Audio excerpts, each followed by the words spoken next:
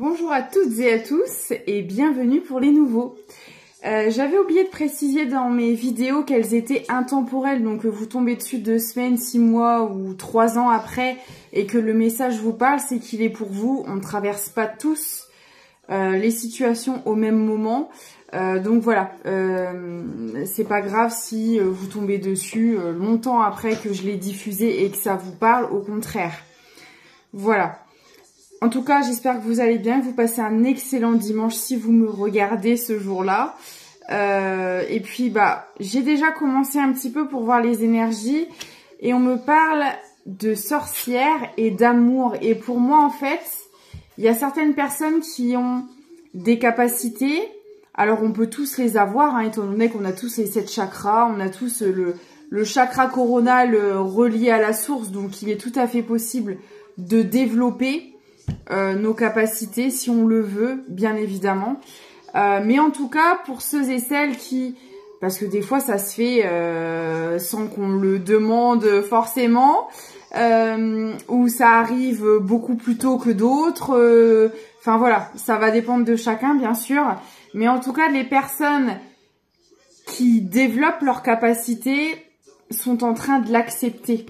Avec l'amour, c'est vraiment, en fait, vous vous acceptez tel que vous êtes, même si vous êtes différent.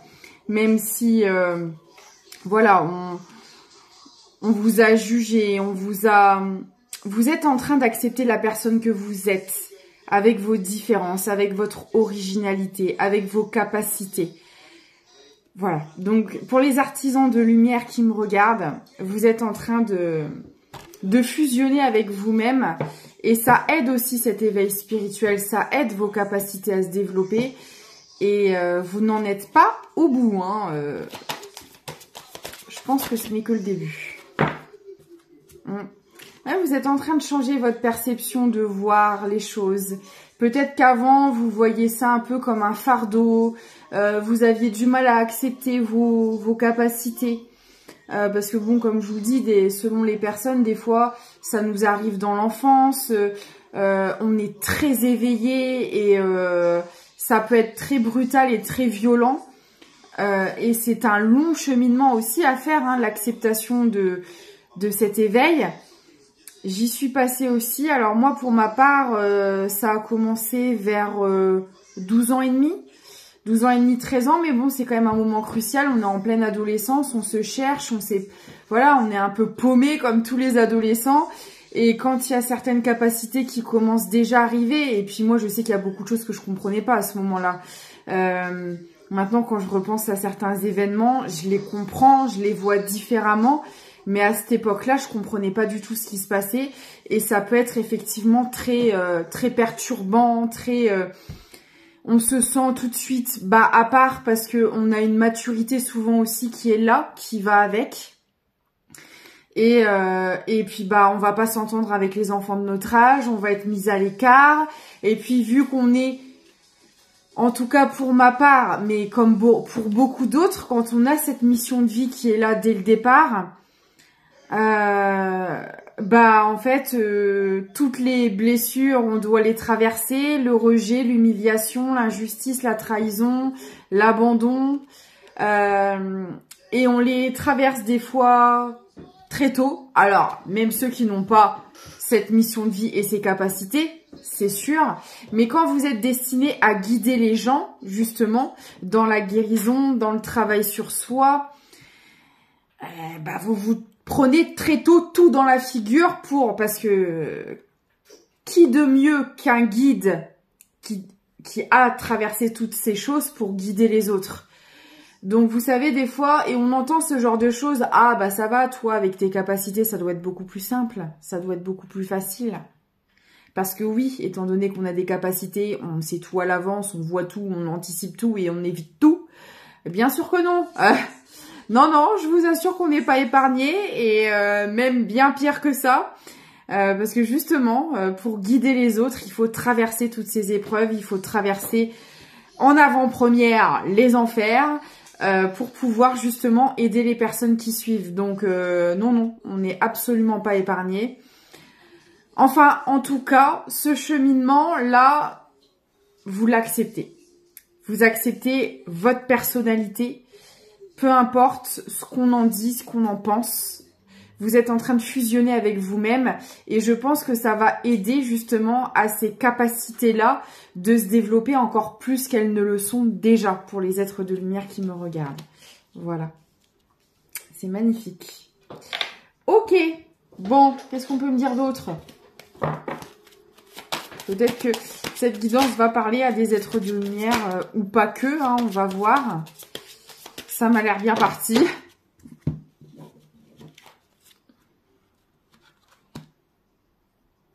D'accord. Ah, ok. Ah oui, ok, d'accord. Parce que j'avais l'argent sur l'amour de vous, je comprenais pas. Mais en fait, si. On me dit, bah si, c'est la valeur. Bah oui. En fait, vous êtes en train, tout simplement, de vous rendre compte que vous avez de la valeur. Pourquoi vous rendre compte? Parce qu'en plus, souvent, vous savez, quand on a ce genre de capacité, on est très empathique. L'empathie, souvent, fait partie du packaging. Et du coup, avec notre grande sensibilité, notre hypersensibilité, ça peut amener le syndrome du sauveur et toutes ces choses.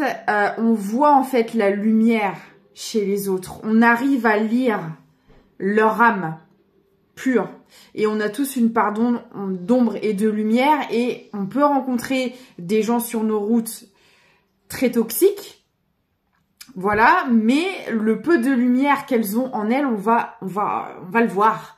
On va le voir et on va voir aussi leurs souffrances, leurs blessures et on va se jeter à corps perdu pour avec notre cape du genre j'arrive te sauver et jusqu'à ce qu'on se prenne un mur, 2 murs, 3 murs, 4 murs, plein de murs pour comprendre en fait que les gens ne peuvent se sauver que eux-mêmes. On peut pas le faire à leur place. Et ça, il nous faut beaucoup de murs pour le comprendre. Voilà, on se laisse en fait guider par notre hypersensibilité, guider par cette souffrance qu'on peut sentir chez les autres et on veut à tout prix essayer de penser leurs blessures et de porter leur fardeau à leur place. Et donc voilà. Et là, en fait, justement, vous êtes en train de comprendre que l'amour, c'est pas ça. L'amour, ce n'est pas sauver quelqu'un en se piétinant dessus et en se détruisant par la même occasion. Non.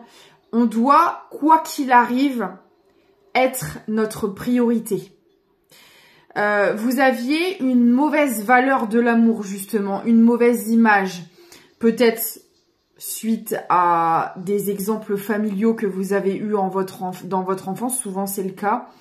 On voit une maman qui est dans le sacrifice ou un papa et du coup on pense que l'amour c'est se sacrifier pour les autres. Bah non. Bah non. Et ça vous êtes en train de le comprendre parce que forcément à force de se prendre des murs dans la figure, ça fait mal, on se remet en question, on se dit bon il y a peut-être un problème et voilà. Et là en fait vous êtes en train de vous accorder cette valeur justement à vous-même que vous cherchiez désespérément à l'extérieur. Parce que c'est ce qu'on fait tous dans un premier temps. Ce qui nous manque à l'intérieur de nous, on va essayer de le combler à l'extérieur. Et c'est une erreur. Tout part de nous. Et s'il nous manque des choses dans notre intérieur, il nous faut l'apporter à nous-mêmes. Si on est en manque d'amour, c'est déjà dans un premier temps qu'on ne se l'apporte pas à nous-mêmes. Si on est en manque de reconnaissance, d'estime, c'est qu'on ne nous l'apporte pas à nous-mêmes, et etc. en fait. Et ça, vous le comprenez. Vous comprenez enfin votre valeur et vous arrêtez, pour moi, de subir des choses au détriment de vous-même. Parce que aimer quelqu'un, ça veut pas dire je dois subir, je dois supporter ses défaillances, ses dysfonctionnements, malheureusement, et je sais que c'est pas facile parce que quand on est très attaché à des personnes, on aurait envie de les soulager, de porter leur fardeau, de les guérir. Mais c'est pas comme ça que ça fonctionne. Chaque personne arrive avec sa croix sur terre et chaque personne doit s'en défaire seule. Et ça, des fois, une fois qu'on l'a compris, c'est très libérateur, en fait. Parce qu'on arrête d'être dans des situations qui nous mettent dans un malaise total. Parce que vous savez, vous vous travaillez sur vous, vous ouvrez les yeux, vous évoluez. Et il faut accepter aussi des fois que les gens que l'on aime n'en sont pas au même stade, n'ouvrent pas encore les yeux, ne veulent peut-être pas se remettre en question et ça peut être douloureux. Mais il faut, quoi qu'il arrive, se choisir. Et je sais que c'est très dur parce que quand c'est un enfant, quand c'est un conjoint, quand c'est quelqu'un de la famille et qu'on aime profondément ces personnes-là, se choisir, c'est très compliqué. Mais tant que vous ne vous choisirez pas, vous serez dans des situations et dans des relations qui vous feront du mal. La souffrance ne s'arrêtera pas parce que elle sera là pour vous mettre en face ce que vous avez à travailler vous.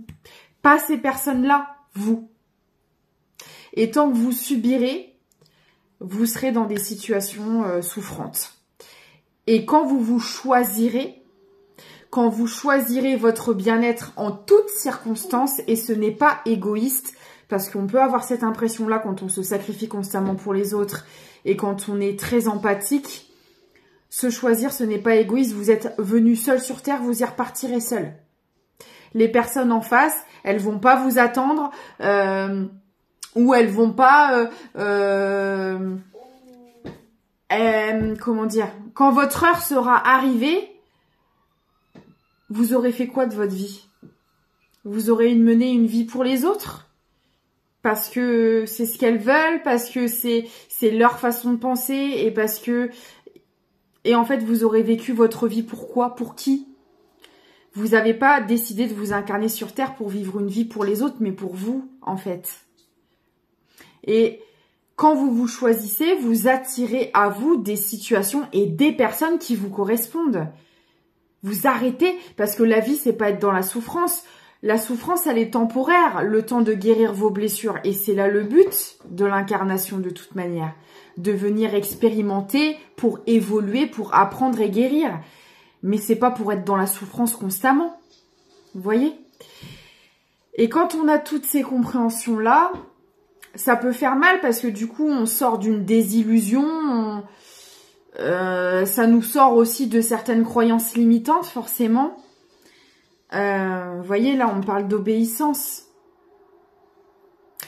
Et en fait, vous voyez, pour moi, si on vous a donné ces capacités pour certaines personnes, c'est pour sortir de l'obéissance, pour retrouver votre liberté et votre indépendance. Peut-être que jusqu'à maintenant, vous étiez auto-persuadé que...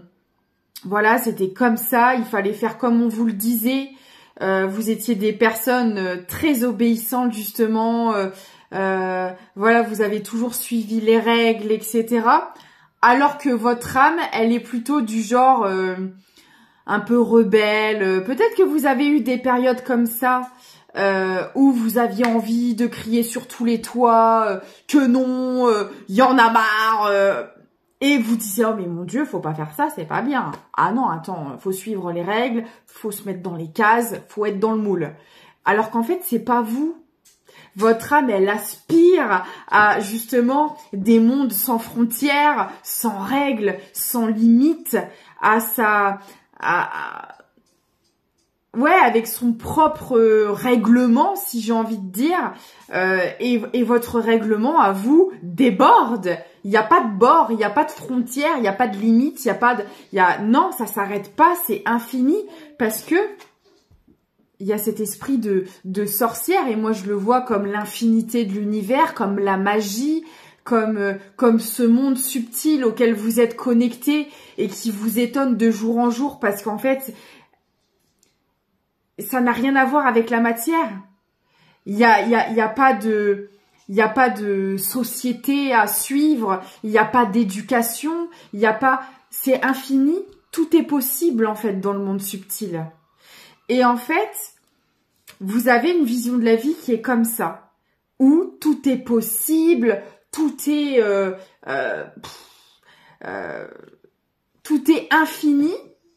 Et justement, pour moi, vous vous êtes incarné certainement dans une famille qui est tout l'inverse, qui est peut-être très autoritaire, qui vous met tout le temps des barrières, qui vous dit que c'est blanc et pas gris, que, vous voyez, parce que justement, votre âme l'a voulu. pour évoluer, pour apprendre et justement pour que vous vous reconnectiez à votre essence même.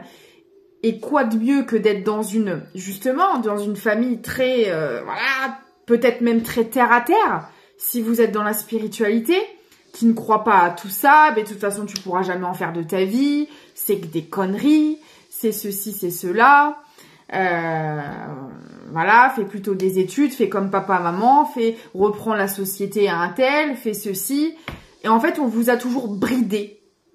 Mais parce que vous savez, je le vois en guidance privée, les personnes qui ont des capacités, et je peux voir, de toute façon, on les a tous ces capacités-là. Après, on n'a pas tous la même mission de vie, on n'est pas tous faits pour être dans la spiritualité, on a tous nos talents, notre potentiel qui nous est propre. Mais en tout cas, pour vous, pour des artisans de lumière, pour des personnes qui sont très connectées à la 5D,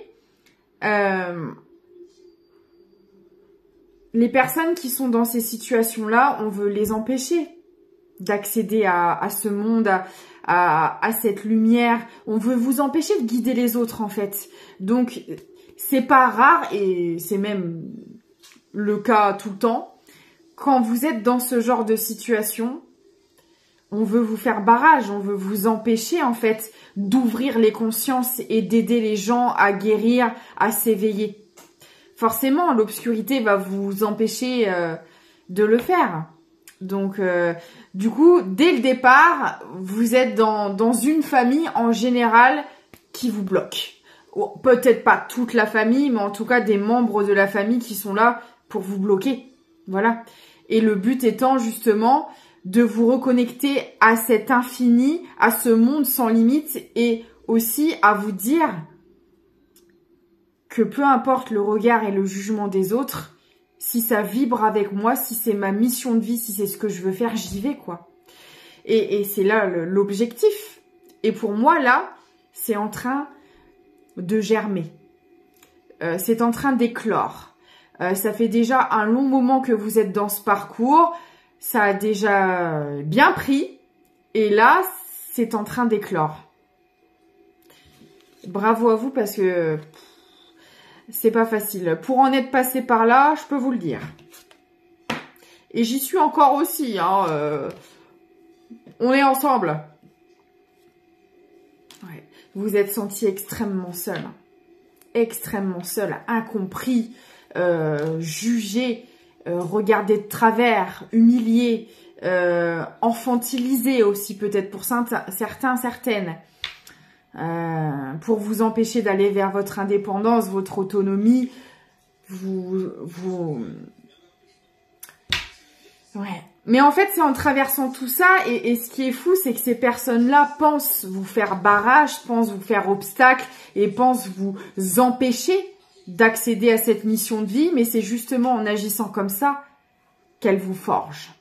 Alors oui, hein, c'est clair que ça en passe par de la douleur, des épreuves, évidemment, mais c'est ça qui vous permet en fait de vous révéler. C'est ça qui est dingue. C'est magnifique. Et j'entends aussi que peut-être qu'avant, justement, la solitude, vous la supportiez très mal, et ça, j'en ai parlé il n'y a pas très longtemps dans une autre guidance. Mais là, je vais parler à des personnes qui l'ont certainement affronté, et maintenant, la solitude n'est plus un problème. Et puis, j'ai même des personnes qui ne se sentent plus seules. Et même si elles sont pas beaucoup entourées, elles sont bien entourées. En tout cas, il y a eu un sacré tri dans l'entourage. C'est peut-être pas encore fini, c'est possible. Mais en tout cas, il y a déjà eu un gros tri de fait. Et on apprécie, comme on est en train de fusionner avec nous-mêmes. Mais en fait, on se sent plus seul parce que notre propre compagnie nous réchauffe le cœur. Notre propre compagnie nous apporte de la joie, du bonheur. Donc, on n'a plus besoin d'être dans la foule, d'être entouré de ouf pour se sentir bien, en fait.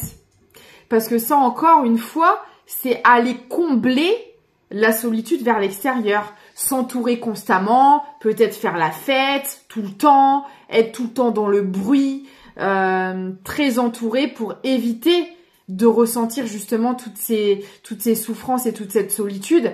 Ça, c'est terminé. Ça, c'était avant.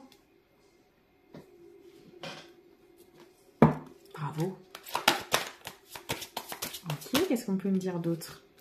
Ouais, vous avez énormément appris. Vous êtes encore en apprentissage. De toute manière, on l'est toute notre vie. Hein. On apprend constamment. L'apprentissage, pour moi, ne s'arrête jamais. Hein. Voilà. Mais vous avez beaucoup... J'ai l'impression qu'en très peu de temps, enfin, c'est comme si que... Vous savez, alors ça va dépendre depuis combien de temps vous êtes dans ce parcours. 1 an, 2 ans, 3 ans, peut-être même plus, peut-être même 10 pour certains, certaines. Mais c'est comme si que vous aviez pris le double et le triple en maturité, quoi. Je sais pas, pour ceux et celles qui ont la trentaine, la quarantaine, on a l'impression de parler à quelqu'un qui en a 60 et qui a déjà vécu une bonne partie de sa vie. Vous voyez ce que je veux dire? Vous avez une maturité, une sagesse qui a été acquise grâce à cet éveil qui est juste incroyable.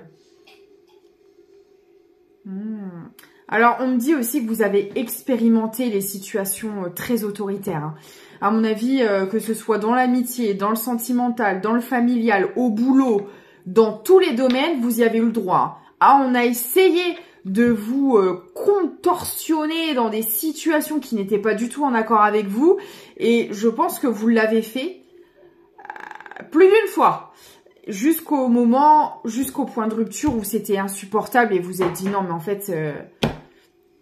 je pense qu'il y a eu du coup énormément de conflits parce qu'on l'a vu, vous avez une âme libre, une âme de rebelle, une âme qui n'aime pas en plus. Je vois vraiment une personne qui n'aime pas les règles, qui n'aime pas l'autorité, peut-être des personnes qui ont eu du mal, déjà rien qu'à la scolarité, peut-être à se conformer aux règlements, peut-être que vous avez séché les cours, peut-être que, vous voyez, vous êtes un peu des gens comme ça qui déjà de base, on n'aime pas les règles, oh là là. Et les boulots pareils où c'est très routinier, vous n'aimez pas. Là, j'ai affaire à des gens qui aiment bien l'imprévisible, qui aiment bien voilà, faire des choses variées, qui ont horreur. Vous n'êtes pas le genre de personne qui allait faire un planning sur votre frigo. Le lundi, c'est repassage. Le mardi, c'est les courses. Le mercredi, c'est pas possible. Vous avez horreur des règles. Alors, on est obligé d'en avoir un minimum, surtout quand on a des enfants. L'heure du coucher, l'heure du goûter, faut se lever pour aller là à l'école. On est obligé d'en avoir un minimum. Mais ça vous suffit amplement en fait. Vous vous en rajoutez pas au quotidien quoi. Vous vous en rajoutez pas avec votre travail, ni vos jours de repos. Vous n'êtes pas du genre à tout planifier avec les horaires, le programme. On verra. On verra comment la journée se passe. Vous aimez pas. Vous aimez vraiment pas. Et le pire, c'est que vous avez tout le temps été en relation avec des gens qui étaient comme ça. Qui devaient tout planifier, tout organiser, tu dois limite t'habiller comme ça, te comporter de cette manière. Le métier que tu fais là, non, moi ça me plaît pas, tu vas changer. Enfin, c'est vraiment ça. Mais parce qu'en fait, le but était de vous montrer, regarde ce que tu acceptes. Tu acceptes l'opposé de qui tu es. C'est qu'il y a un problème. Tu ne t'écoutes pas. C'est pas toi, c'est pas qui tu es. Et le pire, c'est que forcément, parce qu'on peut lutter autant qu'on veut, ça ressort au bout d'un moment. Ça ressort. On dit toujours, le nature revient au galop. Vous êtes comme ça, c'est votre nature.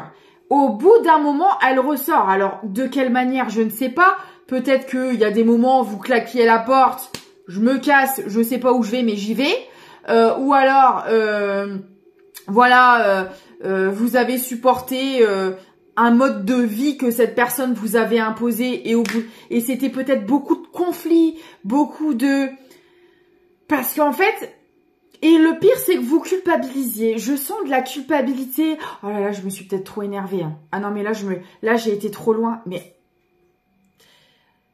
on vous a foutu une cage.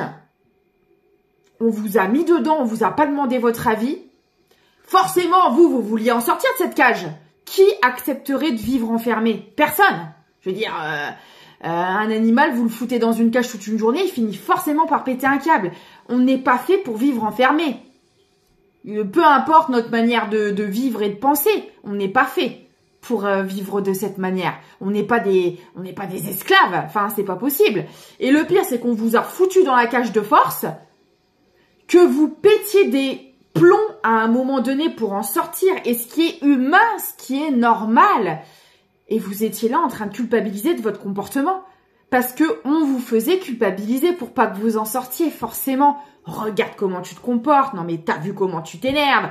T'as vu tes réactions. Ah là là, qu'est-ce que tu es une mauvaise personne. Alors que cette personne vous enferme en face. Et c'est elle le problème. C'est pas vous. Mais vous étiez encore là, trop, voilà, trop dans l'empathie, trop dans la bienveillance, trop dans la remise en question. Ah ouais, non mais il a raison, il ou elle a raison, là je me suis trop énervée, alors, mais... Et puis vous restiez gentiment dans votre cage. Non mais... Et là c'est fini, vous en êtes sorti de cette cage. Bravo à vous. Ah non mais vraiment, parce que c'est pas facile, parce que vous savez, jusqu'à temps qu'on ait le déclic, des fois ça peut prendre longtemps. Ça peut prendre longtemps. Et on a beau avoir des gens autour de nous qui nous disent il y a un problème. Non, un problème. Quel problème? Derrière vos barreaux, là. Je vois pas où est le problème. Non, non, je suis bien, moi, dans ma cage. Bon, c'est un peu froid, humide et un peu restreint. Mais enfin bon, on est... En plus, vous êtes... Je dis on parce que je vous assure que je me sens très concernée par cette guidance. Parce qu'on est tellement positif de nature, en plus de ça, que on a l'impression que si on voit le mauvais côté des choses, et je peux vous assurer qu'il y en a, on se dit, oh, tu vas pas commencer à te plaindre, tu vas pas être pessimiste, c'est pas bien. Mais c'est incroyable, hein. Et ouais. Et là, maintenant, c'est l'inverse avec la navigation. Maintenant, bah alors là, vous explorez, vous partez à l'aventure. Si c'est pas encore le cas, vous allez le faire. Excusez-moi, j'arrête pas de claquer des doigts depuis tout à l'heure, je ne sais pas pourquoi. Alors peut-être que quelqu'un claque beaucoup des doigts parce que je le fais de temps en temps, mais autant non. Donc, je fais surtout pour mes animaux quand ils m'écoutent pas. Mais bref, ça va peut-être parler à quelqu'un. J'arrête pas de vouloir claquer des doigts, c'est incroyable. Ouais, vous êtes quelqu'un maintenant qui partait à l'aventure. Alors là, non seulement vous êtes évadé de cette cage, mais alors vous l'avez pulvérisé en 1000 morceaux. Hein. Maintenant vous partez, vous explorez. Vous explorez le monde, les relations, votre manière de vivre. Et j'ai envie de dire, vous explorez vous-même en fait. Parce qu'on vous a tellement bridé, on vous a tellement enfermé, que là j'ai des personnes qui au final ne se connaissent pas réellement et qui apprennent à se connaître. Je le vois vraiment comme ça. Vous partez en exploration de vous-même. Et en fait, au quotidien, j'ai des gens qui se découvrent dans cette nouvelle vie et qui se disent « Ah ouais, ah je réagis comme ça. » Parce que quand vous n'avez pas quelqu'un derrière vous qui vous dit tout le temps quoi faire, comment, où, quand, comme ça, de cette manière et pas comme ça, et ben en fait... Vous vous découvrez au quotidien, tout seul, toute seule, à réagir à certaines situations, à vivre tout simplement. Et vous dites, ah ouais, ah mais je suis géniale. Non mais c'est vraiment ça. Moi je suis comme ça. Attendez là, mais on m'a fait croire toute ma vie le contraire. On m'a toujours dit que si le quotidien était compliqué, que s'il y avait autant de disputes et de prises de tête, c'était de ma faute. Je suis vraiment comme ça. Mais je m'aime. Et c'est génial. C'est génial. Oh, je vous adore. Mais vous savez que cette guidance, elle est pour moi aussi. Hein. Ah, mais c'est clairement ça, je vous assure. Alors, ah ouais. Et pour certains et certaines, on me dit même que vous vous trouvez une seconde jeunesse. Ah, mais alors là, vous vous éclatez comme jamais. Et vous avez bien raison. Je vous assure, hein, c'est si on vous a toujours réfréné dans tout, ah, mais alors là, y a plus de limite. Il y a plus de, mais pourquoi je ferais pas ça si j'en ai envie, en fait? Il n'y a pas d'âge. Il n'y a pas d'âge pour aller s'éclater dans les parcs d'attractions. Il n'y a pas d'âge pour aller s'éclater dans les aires de jeu pour enfants. Moi, je le fais avec mon fils. Essayez, vous allez voir, ça fait un bien fou. C'est génial. D'ailleurs, il est là, il est mort de rire. Bah oui, on s'en fout du regard des autres. Si ça vous fait plaisir, que vous êtes heureux, de faire du toboggan, de la balançoire, et bah allez-y. C'est génial, moi j'adore. Voilà. Et là, j'ai vraiment des gens, voilà, qui se redécouvrent, qui reprennent le plaisir des petites choses, d'aller se balader dans la nature, de regarder les papillons, d'être en admiration devant la nature, de faire une bataille d'eau. Vous avez déjà fait une bataille d'eau? Bah moi j'en ai fait une cet été, c'était génial, j'ai adoré, j'étais trempée jusqu'à la moelle épinière et c'est trop bien. Et bah vous voyez, là j'ai vraiment des gens comme ça qui reprennent les plaisirs, même ces plaisirs-là on vous les avait enlevés. Parce que, oh mais, t'as fait une bataille d'eau, regarde dans les tactés, et puis les vêtements, et puis tu pues, et puis machin. Eh ben, va voir ailleurs si j'y suis. Voilà ce qu'on leur répond à ces gens-là. Si ça te plaît pas, ben la porte est ouverte. Moi, je m'éclate. Voilà. Et je vous invite à le faire. Trempez-vous jusqu'à la moelle épinière. Allez faire les parcs d'attractions, la tête dans les loopings, la tête à l'envers. Bon, pour ceux qui n'ont pas le vertige et qui ne sont pas malades, bien sûr, le but n'est pas de se faire du mal, c'est de se faire plaisir. Donc, moi, c'est des exemples que je vous donne parce que c'est mes exemples à moi. Mais, bien évidemment, vos trucs à vous, voilà, je sais pas, aller faire un safari, aller faire du saut en parachute, aller faire du bateau, Bon, on est encore sur des trucs pour moi, mais enfin, vous adaptez vos trucs à vous. Voilà, du tricot, si vous êtes plutôt tricot, jeu de dames, jeu de dés, voilà, il y en a pour tout, tous les goûts. Allez faire fumer un petit coup la carte bleue dans les magasins de temps en temps, ça fait du bien. Enfin voilà, comme vous voulez. Manger des chocolats et des bonbons après le dîner, parce qu'on adore ça, nous, voilà. Enfin bref, en tout cas... il y a une union avec vous-même. Alors, il peut y avoir aussi une union pour ceux et celles qui sont seuls, qui va arriver. Et c'est tout ce que je vous souhaite pour vous aider dans ces grains de folie, dans les choses qui vous font du bien. Peut-être que vous allez rencontrer aussi une personne avec qui vous allez partager tous ces moments-là. Ça va être fabuleux.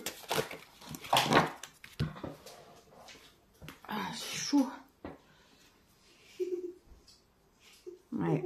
Alors on peut me dire aussi que pour certains et certaines, il y a eu une relation qui vous a bloqué pendant longtemps et on peut me parler justement d'un ancien mariage ou en tout cas d'une ancienne relation sentimentale où vous étiez dans la soumission, dans le sacrifice, dans le syndrome du sauveur, dans toutes ces choses-là.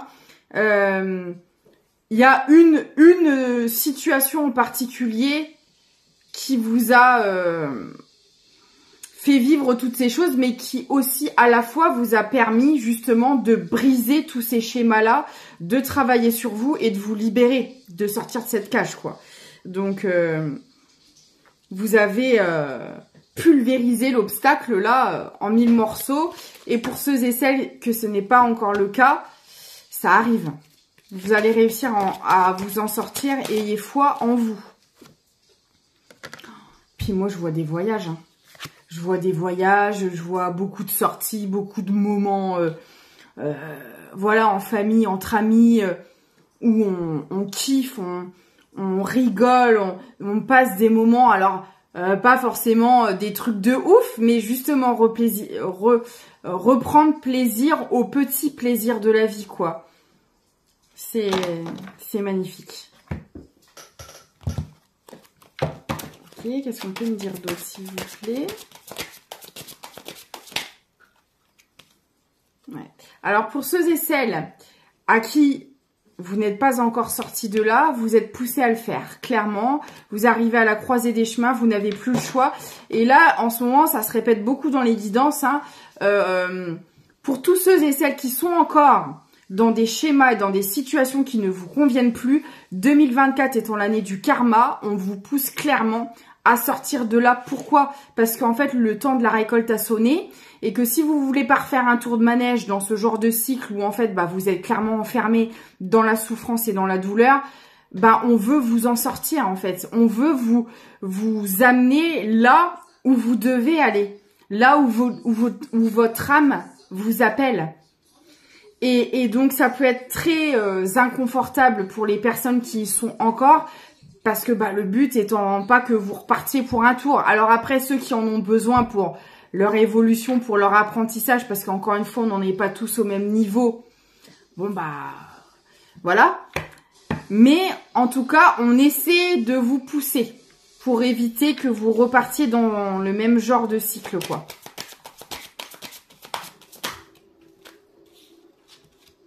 Non, mais pour moi, là, dans cette guidance, pour la plupart, il y a déjà un pardon qui est là. On arrive à la croisée des chemins, justement, parce que le plus gros est fait. Et que là, on vous pousse aussi à acter des choix et des décisions par rapport à votre nouvelle vie. Pour la mettre en place et pour finir de clôturer l'ancienne, justement. Et pour être pleinement dans ce nouveau cycle, en dehors des anciens schémas, quoi. Il y a un réalignement des chakras qui suit, forcément. Vous le savez. De toute façon, là, on l'a vu, il y avait beaucoup quand même d'êtres de lumière dans cette guidance. Donc, les réponses, vous les avez déjà, clairement. Vous le savez, vous le sentez au fond de vous. De toute manière que ce changement est là et on vous y pousse. Hein. Vous n'avez pas trop le choix, quoi. Elle sort d'où, celle-là? D'accord. J'ai la lune. Alors, peut-être qu'elle était déjà sortie, que je ne l'avais pas vue. Bon, bref. Alors, vous êtes peut-être très connecté aux lunes, au cycle lunaire. Moi, j'y suis. Et ça, pendant ces phases-là, ça peut être très intense, très puissant. Parce que il y a peut-être de l'épuration, il y a peut-être des insomnies, tout ce qui s'ensuit. Donc... vous êtes très réceptif à la lune. La lune qui va parler aussi de la féminité, de la créativité, de la fécondité. Donc ça peut être justement, je vous disais en plus que vous étiez poussé à acter des choix par rapport à votre nouvelle vie.